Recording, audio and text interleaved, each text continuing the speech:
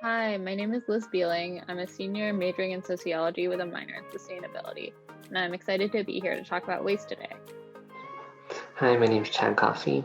I'm a senior at Emory. I'm double majoring in accounting and Spanish.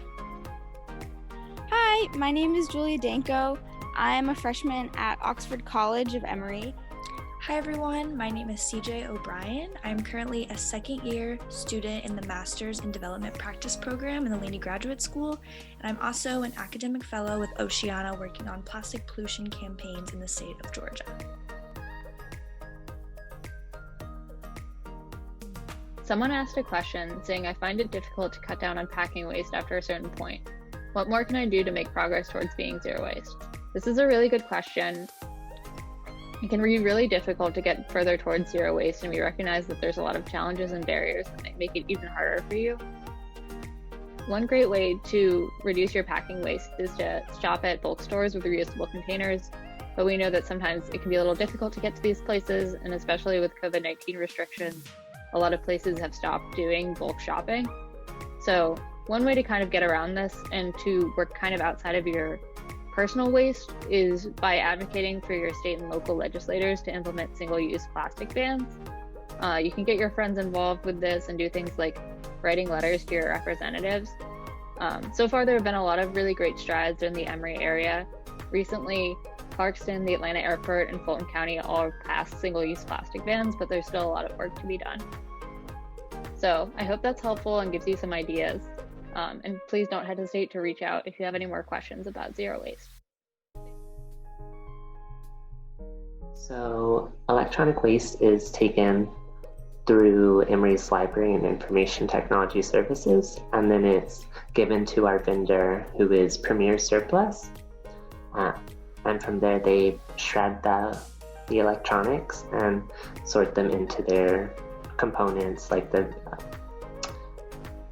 precious metals, plastics, and glass, and such. And then those individual components are then sold to other companies to be remade into new products and sold back into the community. And at Emory, nearly zero e-waste is sent to the landfills, which is really good. And Emory's Library and Information Technology Services also has information about how students and faculty and staff should be recycling their e-waste through Emory. The next question I'm answering is all electronic waste recyclable? And the short answer is no. Things such as VHS tapes and CDs are not recyclable. So when it's possible, we should stream movies or music online or buy electronic copies to prevent that excess waste from being created and ending up in our landfills or oceans.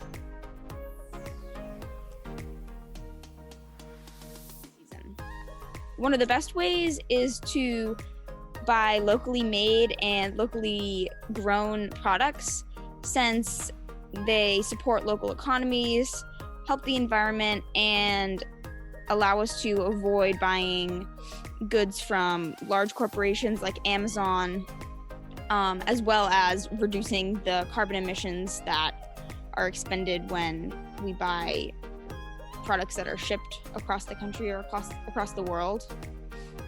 Other great, more sustainable gift options are hand-making items, maybe showing off your quarantine skills, like baking or making other sort of edible goods, and then also gifting experiences rather than objects, since all of these allow you to control what goes into it and not buy things that have like plastic packaging or other sorts of materials that will end up being waste. In terms of wrapping, there's a lot of ways to eliminate the use of like plastic or the traditional wrapping paper that often can't be recycled because of the coatings that it has on it. You can use mason jars and baskets or reusable tote bags. Also, newspaper or other recycled papers work really well for wrapping gifts. Even opting for a simple bow rather than like an elaborate wrapping can help reduce the waste.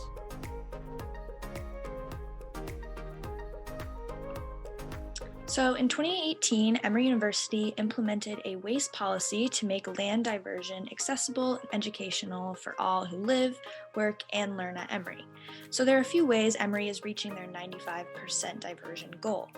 First is Emory no longer offers landfill waste containers, and there's only compost and recycling containers in exterior spaces on campus.